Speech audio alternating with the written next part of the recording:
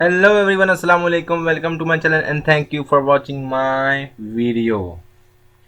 Viewers, last time आपको मैंने export करके दिखाई थी इन्वेंट्री की list quick book point of sale software से, और उससे पहले भी मैं आपको वेंडर की और कस्टमर की लिस्ट एक्सपोर्ट करके दिखा चुका। इस एक्सपोर्ट करने का मकसद क्या था?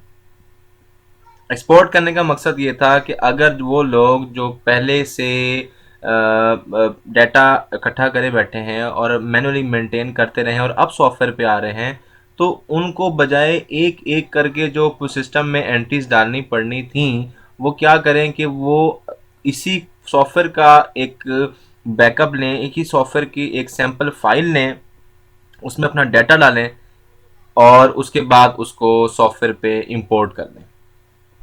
उसके लिए मैंने फिर क्या किया, आपको पहले एक्सपोर्ट सिखाई।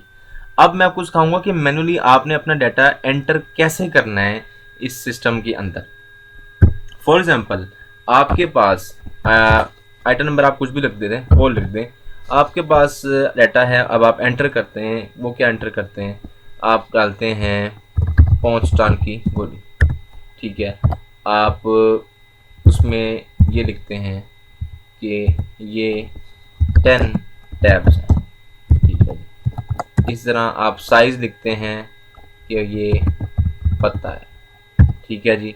प्राइस उसकी आप कुछ भी लिख देते हैं, ठीक है। प्राइस आप यहाँ पे लिख देते हैं, एवरेज कॉस्ट उसकी, यूनिट कॉस्ट आपको पड़ रही है वो 2.5 रुपये की एक गोली, बेचनी कितने की आपने, 4 रुपये की गोली, ठीक है।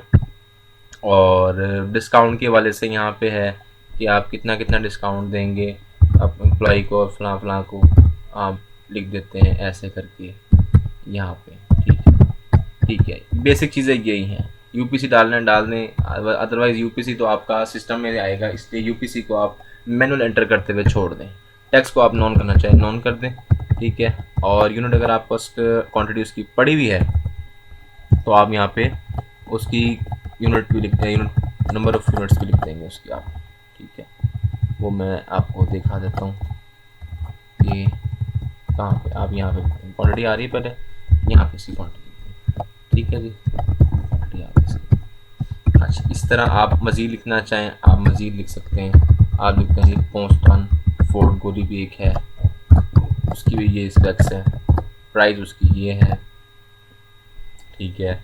और हम आगे ये कर देते हैं, कुछ भी अब फिलहाल सैंपल ले रहे हैं हम यहाँ पे ये कर देते हैं, ठीक है। ऐसे कर देते हैं,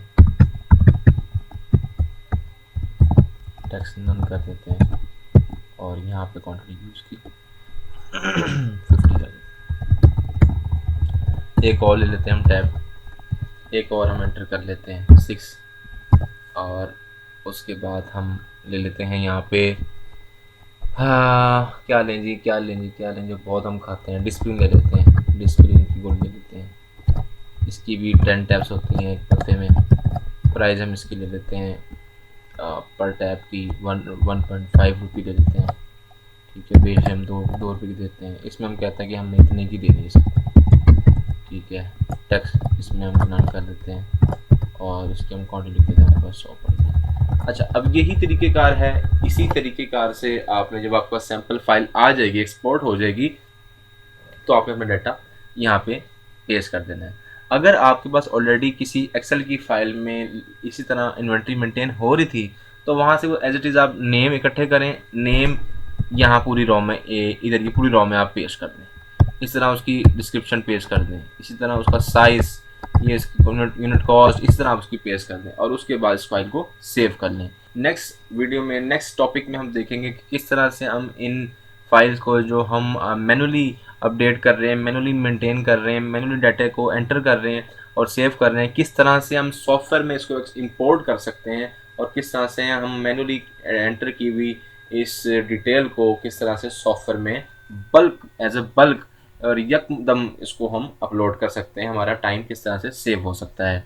तो इसकी वजह से आपको कोई भी क्वेश्चन हो आप मुझसे पूछ सकते हैं। और रिक्वेस्ट करना शायद बीच में भूल गया था कि अगर आप चैनल पे फर्स्ट टाइम है तो सब्सक्राइब कर दें, वीडियो अच्छी लगी तो लाइक कर दें, उसको शेयर कर दें।